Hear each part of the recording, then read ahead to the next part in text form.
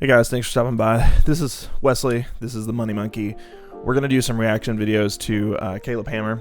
If you're not familiar with him, he is a financial YouTuber who is blowing up, and he's one of my favorites, actually. I like a couple more controversial people. I watch Dave Ramsey every now and then, but Caleb Hammer just seems like a nice guy. He always gives really good advice, and he's pretty realistic, which I enjoy. So without further ado, let's get into it. Before we do, leave a like, leave a comment, subscribe, hit the notification bell, do all those things. I'm glad you guys have stopped by, and let's do it. You know you can't afford to go out, right? You know you can't afford to buy any designer clothes. You know you cannot afford to go to anything but great clubs. You know you cannot afford to go out to eat at all, right? To be very clear, not a single time. I'm speechless. Do you know you cannot afford that, though? I feel like it saves me so much time, though, so I can work on my business. Such crap. Work on your business. How many hours a day are you working? It depends. And now I'm doing more things now. Give me average. An average? How many days, or hours a day are you working? 5. Then you don't have time. That's stupid. That's the stupidest thing I've ever heard. I'm sorry, I'm digging into you, but that's dumb. That's dumb, and you need to know that's dumb. That's why I'm being rough. 5 hours a day? Oh, poor me. I'm working 5 hours a day, and I can't cook. What do you mean it saves you time? Yeah. So this is, I can't remember what this lady does for a living, but this is something that is not uncommon with a lot of the people that come on here. So today, convenience when it comes to food is just drowning people in debt. So eating out, fast food, DoorDash, like delivery food especially, is all so expensive in comparison to what you can do at home. And people, I don't know, we'll talk about this later because it's just going to be a common theme, but a lot of people will justify poor financial decisions with whatever reasoning. This is like, if you're in debt and you've got a bunch of things piling up on you, a lot of times you can stand to save probably, $15 a meal if you just don't eat out, right? So you could, then that's not even a cheap meal at home. That's, you could be able to spend, you could be able to spend probably $5 a meal if you were eating at home, and it would still save you $10, $15 that could then go towards your debt or whatever you need to pay off. So just really stupid. And if you're broke, you shouldn't be eating out. Like, he's talking to her, kind of realistically, but it's really, really, really dumb. Like, it adds up so much. Most people just don't do an inventory of their finances, but it will add up so astronomically that you'll just be drowning and drowning and drowning in debt. So let's go on to the next one. I'm sure it probably doesn't get any better. What's the truck? 2022 Ram 1500. Yeah. What is the minimum monthly payment? What's the debt amount on it? I'll just pull it up. Oh boy. No, 2022 that's Ram your 1500. payment? Yeah. Buddy, this is... It's It's a fourth of your freaking... It's more than a fourth of your freaking take-home pay. yeah. Going to a single one of the things you have to drive? When did you get this? When did you possibly get this? Like 2 months or 2 weeks after I got my house. When was that? November. How'd you think this was a good idea? Who in the world did... How'd you think this was a good idea? $51,536.14 of debt. Yeah. Okay. Another one of those things that is super common, a very common denominator across a lot of financial videos, videos like this, people calling in Dave Ramsey, people, joining Caleb Hammer on his Financial Audit series will have just a good deal of car loan debt. And this is an extreme case. So just as much as Americans love convenience when it comes to the things they have, we just generally do a horrible job of living within our means. But another thing that Americans love to have is the nicest, newest car or truck or SUV or whatever. And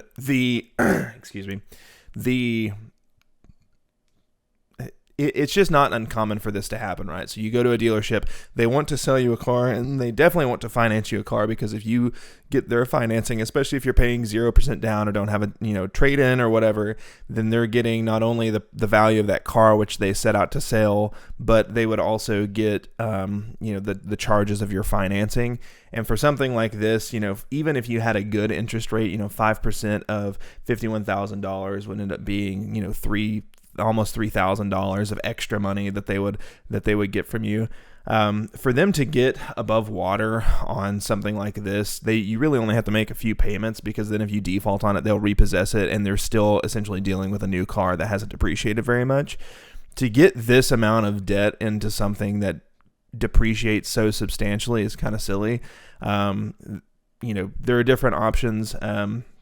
But it's not uncommon for people to go and spend just exorbitant amounts of money on cars, because they can get the loan.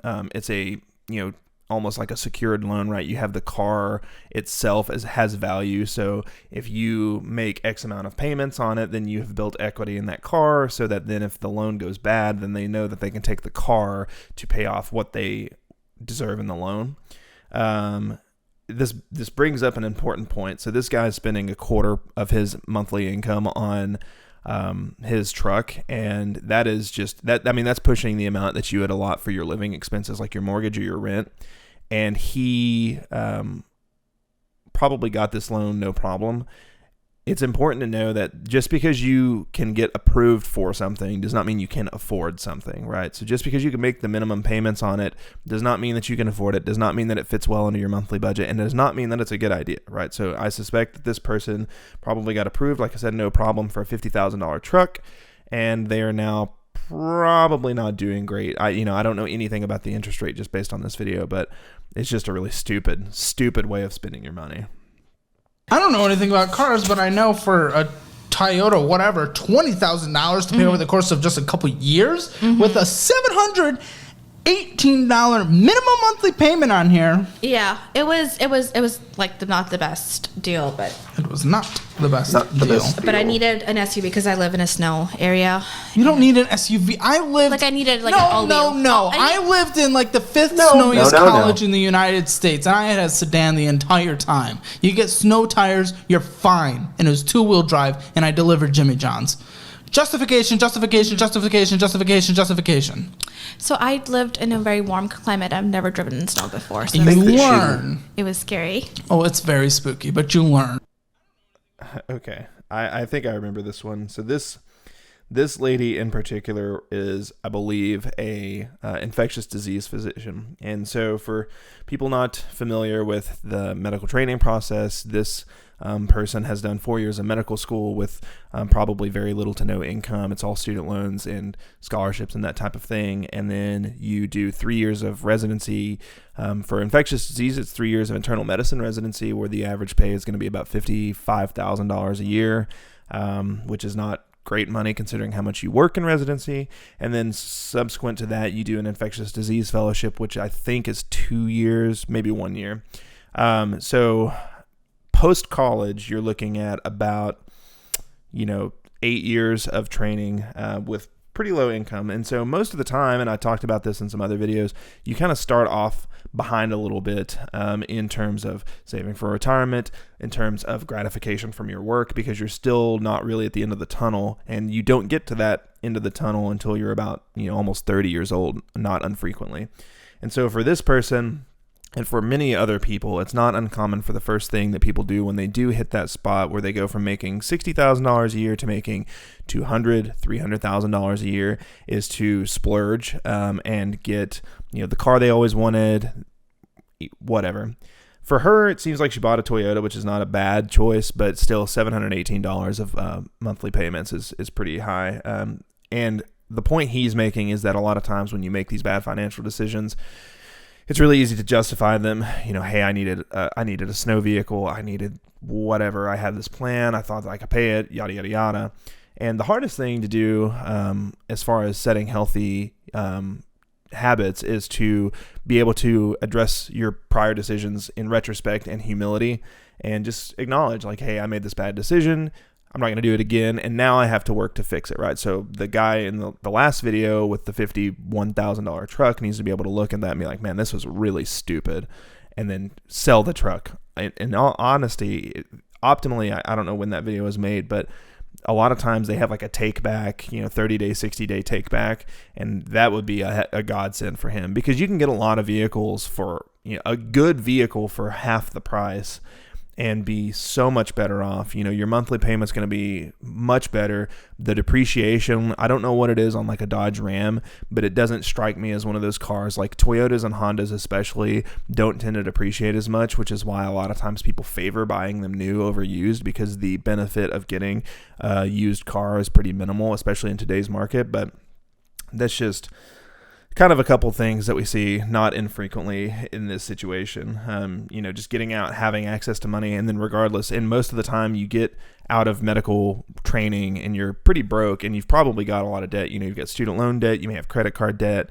And so there's still, some work to be done. You can increase your means of living to get a little bit of that gratification you've been waiting for, but then you need to be mindful of the fact that you're still not, you still have financial loans. You still have a lot of things you have to pay for.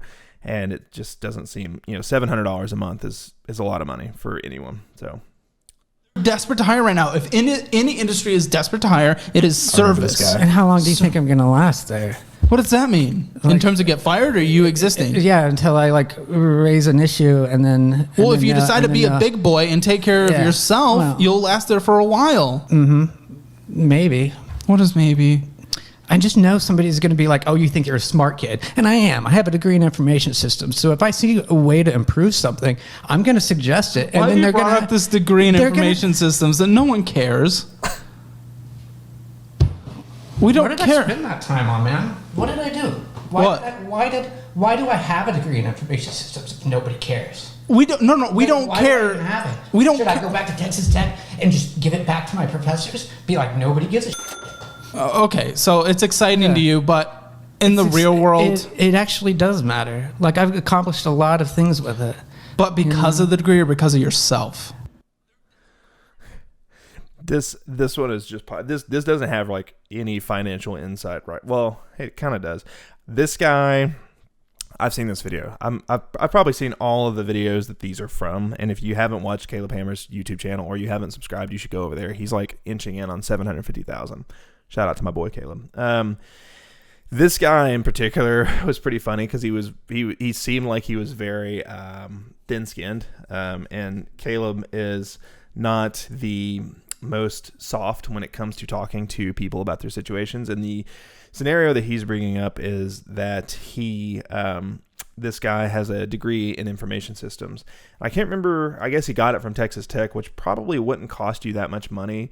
But the problem is that he was in a position where he wasn't using this degree. And so the point being made is that nobody cares, right? So I'll kind of extend this to a more blanket statement. If you're thinking about going to college or you're thinking about pursuing some type of training or degree or certification, you need to be mindful of the essentially return on investment of that. So we see a lot of times, I think we're getting better about it, but whenever I was coming through high school and things, everybody was told to go to college, which is really stupid advice. You shouldn't just go to the college for the sake of going to college. Like that education costs money, and you need to be mindful of where it will get you for the money you paid, right? So I say this all the time. For me, I did biochemistry for the sake of getting into medical school. And if I could go back, that's a lot of money that I spent on something I wasn't really passionate about. And I knew it was a means to an end, and it's worked out, thank goodness. But you're still paying a lot of money for that education, right? So you need to be mindful of what you're getting out of it, whether it's personal enjoyment, whether it's, a bridge to your professional degree or whatever it is. You just need to be mindful of the fact that undergraduate degrees, even at state schools, it's several $1,000s a year that you are spending, and it's a lot of time, right? So you're spending 3 or 4 years of your time in your early 20s when you could be, doing something like maybe you don't give a hell about literally any college degree, and you'd be happy being a plumber, and plumbers make 6 figures sometimes, if you're a good plumber. And you could start doing that pretty early and then be investing a good chunk of change every year from the age of like 21. And you'd be so far ahead of everybody. You'd be in no student loan debt. You would be set up for life and be on your way to early retirement, you know. It's just something to think about. All right, let's do one more. Okay, so you own a home. I do own a home. Okay. What was the purchase price of this home? $273. When'd you get it? We bought it in 2019, so we moved in March 2020. So We bought it. yeah, we. So you're on a triple mortgage? Technically, it's 2. Like, both of us legally on paper should have the house 50-50. What's your plan here? We are going to refinance, and during the refinancing process, Now, where rates are? not now, we're going to talk about it. Because we looked at it 3 months ago, and they were like, the interest rate right now is like awful. And they're like, call us in 3 to 6 months. So we're like, cool. Could be a long time. You're okay with stomaching this risk for a year, 2 years, 3 years, 4 years? Who knows? We don't even know if it ever will be those low interest rates again. That's true. But then again, I could always just move out of Austin and go somewhere else. Yeah, but you'll still be on the mortgage. Okay. I don't know the background story of this scenario, but it sounds like the general gist is that this person is half and half on a mortgage that probably isn't feasible for them to live on, that doesn't meet their income or doesn't meet their means of living. $273,000 mortgage, you're looking at about $1,500. Give or take, you know, depending on the location, depending on property taxes and that type of thing. But it sounds like there's kind of a risky setup as far as who's on the mortgage, they want to refinance. And right now, the interest rates for mortgages have gone up. So previously, you know, within the last 5 years, 10 years, it wasn't uncommon to get 3%, 3.5%, 4%. And right now, your interest rates are looking upwards of 6%. And so if she would have bought this house several years ago and is looking to refinance, it would be a progress in the negative direction, right? So to refinance, you essentially can have your equity, you know, you have your equity or progress that you made in paying off the house, and they take that as, you know, essentially loan securement, and then you refinance the rest of that mortgage at an optimally lower interest rate so that you can get lower monthly payments or a little bit more time to pay it off. Different people have different goals and desires when they refinance. And so with the interest rates going up and no sign of them slowing down, this is just a really bad decision. It'll cost more in the long term and potentially substantially more. You know, if it's a $200,000 house and you're paying 6% on that, it's not, it's gonna cost you a pretty good chunk of change. So that was kind of not a lot going on there. Let's do one more. You sent an email, of which you told me right before we started recording it was kind of a copy and paste template email that you're sending a lot. Talk to me about this and how you're receiving money from some people. A lot of these charities offer it once every 6 months. Some of them have lottery systems where you call in on a Tuesday between midnight and noon, and then they call you back. Some offer $50 in assistance. Some will cover up to $300 or $400. I've done that 3 times now in the last 6 months. Before I ask the question, do you have any disabilities? Mental, physical? Probably undiagnosed mental issues, but yeah, don't we all? I guess. But nothing physical. No. Nothing preventing you from doing anything necessarily. Correct, just old age. Well, since I know you're able-bodied and, you know, you don't have anything diagnosed and you don't have a substance abuse issue and we're taking money from charity, I'll ask the question then. Why the do you not have a job? Yeah, okay. This is a good one to end on.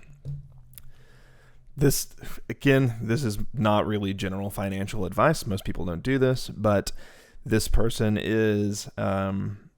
essentially, you know, this is not an uncommon thing that we see nowadays. This person is an able-bodied individual whose financial situation I don't really know anything about, but it seems like if he's on the Financial Audit channel, he's probably got some troubles, and apparently is not working. and is choosing to, contact charities and that type of thing to try to get essentially handouts. And it kind of goes without saying that this is morally probably not right. I make no comment on that, but in my mind, it would seem to me to be a bit of taking advantage of them. And on top of that, I feel like most people have an element of industrious desires. So you want to better yourself. You want to better yourself for your family. You want to be able to afford nicer things. You want to be able to afford food. You want to be able to retire. You want to be able to pay off your house and, like I said, splurge every now and then and enjoy life while you're here. And most people, to do that, try to further their career, get more training, work harder, work more. And this is not really what's happening here. It seems like it's pretty content with whatever small little chunks of change that he gets, which, again, I cannot particularly relate to, but to each their own, I suppose. He kind of said it best, if you're able-bodied, and especially if you're in a bad financial situation where you're able-bodied and you have the capacity to work more, like the first video was a lady working 5 hours a week. Why in the hell are you not working? Most people, and I think there's a bit of a lack of urgency. There's a lack of urgency when it comes to a lot of financial situations that people don't appreciate how bad it is. And so there's a lot of times when you need to look at your situation and be like, holy crap, like I need to be busting it because this is going to drown me. Like I'm going to be working 5 years to pay off these things. And if I wait, it's going to be even longer, right? So making minimum payments is going to take, a decade, and that's assuming you don't touch anything. And so for a lot of people, like if you're working, like the first one was working 5 hours a day on her main job, you could be door dashing another 5 hours per day. And DoorDash, on average, I've actually done some DoorDash delivery myself, and DoorDash, depending on where you're at and how long you've been doing it and the car you have, and there's some variables that go into it, but DoorDash actually pays pretty well. I think whenever I was doing it, I was making around $25 an hour, which is not, it's not like a massive salary, but at the same time, it is definitely enough to make a dent. If you did it 5 hours a day, you're looking at, after gas, just call it $100 a day. And that could be, that's like massive money, like actually a huge amount of money for somebody who, maybe you have a handful of credit cards that you need to pay off. 1 week of door dashing might put you, halfway to paying off a credit card or halfway to paying off, some other debt.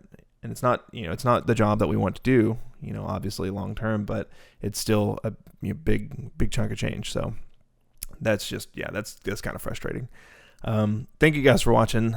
Like I said, if you haven't tuned into Caleb Hammer, he is an exceptional YouTube channel. I watch him almost religiously. I have his notification bell turned on, and it's one of, I think, 2 that I actually give a crap about whenever he posts videos. It's just something nice to keep me focused on my own financial situation, and it's helped me a lot, kind of tweaking some budgeting things, learning about different resources, learning about, being retrospective and mindful of my own situation. So would highly recommend it. I think that's about all we have for today. Thank you guys for tuning in. I appreciate you all. Be sure to leave a like, comment, subscribe, do all those things, and we will see you next time.